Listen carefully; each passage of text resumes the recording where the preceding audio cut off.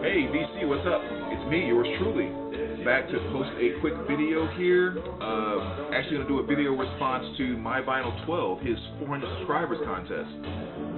I did not see that video for some reason. I stumbled across it last night and wanted to make sure I had a chance to kind of jump in and do a response. So first and foremost, VC cheer, congratulations on the 400 subs. And thanks for putting up a very great question. This is one we did have in the VC probably 2 years ago or something like that. So a great question to kind of churn back up and see where we are now on it. And it's always good to reflect with the way our musical tastes and opinions and feelings change over time. Really good idea to revisit great questions like that. So I was actually going to go back and look at my previous video to see how I answered this question back then, but the more I thought about it, I kind of thought it's probably going to be the exact same answer because it hasn't kind of changed that much for me. But if I had to choose kind of my favorite decade of music and so forth, I would probably choose, obviously, you guys that know me here in the VC know that I like a lot of stuff.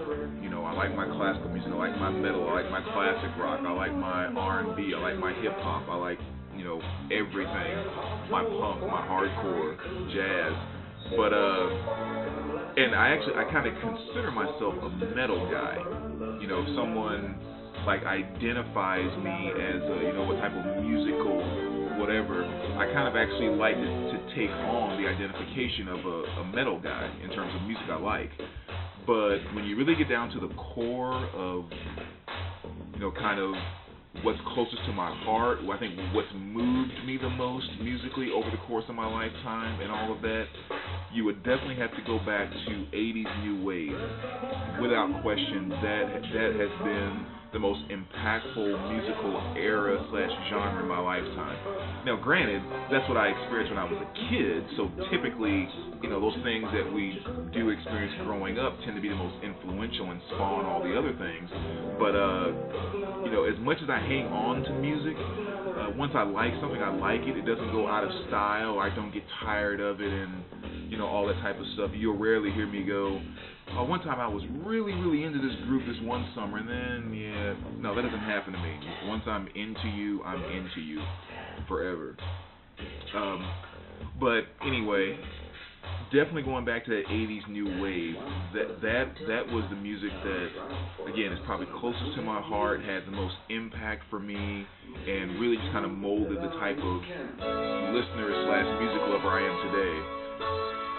So again, I think New Wave really kind of started out in the late 70s. That's why I kind of said 78 to about 88. But if you really want to narrow it down even further, I could honestly say, if you gave me all the albums I wanted from about 1982 to about 1987, that 5-year time period, 5-6 years in there, every album and every movie that I wanted during that time period, I could be entertained for quite some time because I just love that time frame. And the thing I love so much about it is that, again, in my mind, it was probably the last era, if you will. I won't say generation, obviously not that long, but the last era in pop culture that was truly directed towards a more innocent fun. And I don't think we'll ever see that again. Now, when I say innocent fun, what I also mean is, obviously, a lot of stuff came up in the 80s. So, that's when AIDS really came on the scene, the cocaine and drug problem. So it wasn't necessarily like the 80s was an innocent time, so to speak.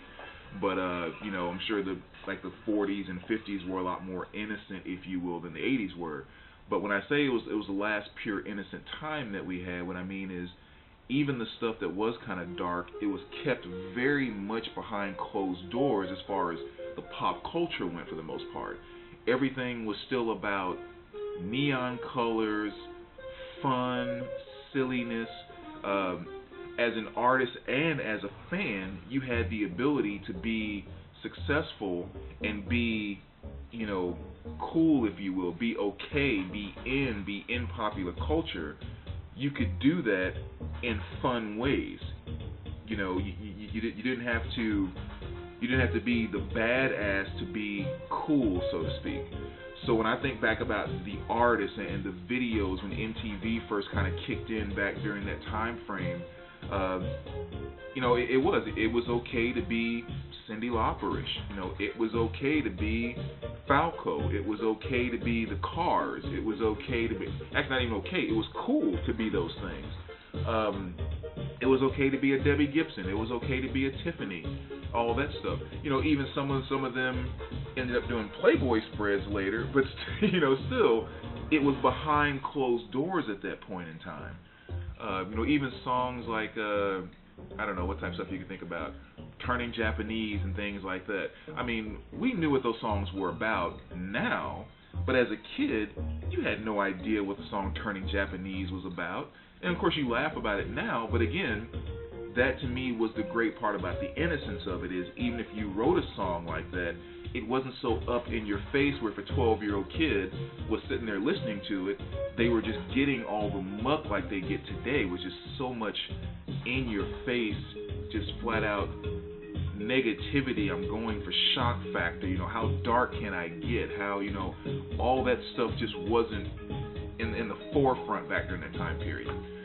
So anyway, I'm rambling on about all of that because that is one thing that I truly love about that 80s time frame, is it was one of those last periods where just an average kid sitting down, turning on the TV, whether it's MTV or whatever else, they could just have fun for a while and not be totally and completely corrupted by just all the stuff you see on your average TV today in terms of pop culture. When I remember watching videos like Eyes Without a Face by Billy Idol, one of the first videos / songs that really brought me into New Wave, or With or Without You by U2, that's what I saw when I turned on MTV. Beavis and Butthead I guess maybe came later, but it wasn't turn on MTV, oh, 16 and pregnant. It's like, that just wasn't in the forefront of the culture back then. So anyway, that's why I chose that time frame, 78 to 88. Love all the stuff during that time period. And you get a lot of great stuff. I mean, that early 70s gives you stuff like Blondie and the Cars and early Prince, things of that nature. And of course, going into the mid 80s, I mean, oh gosh, that's just endless. That's your Cyndi Laupers, your Ice House, Depeche Mode stuff. I mean, just some of the best music I think ever. So anyway, there you go, man. A lot of rambling going on there, but that's kind of the decade I choose and why.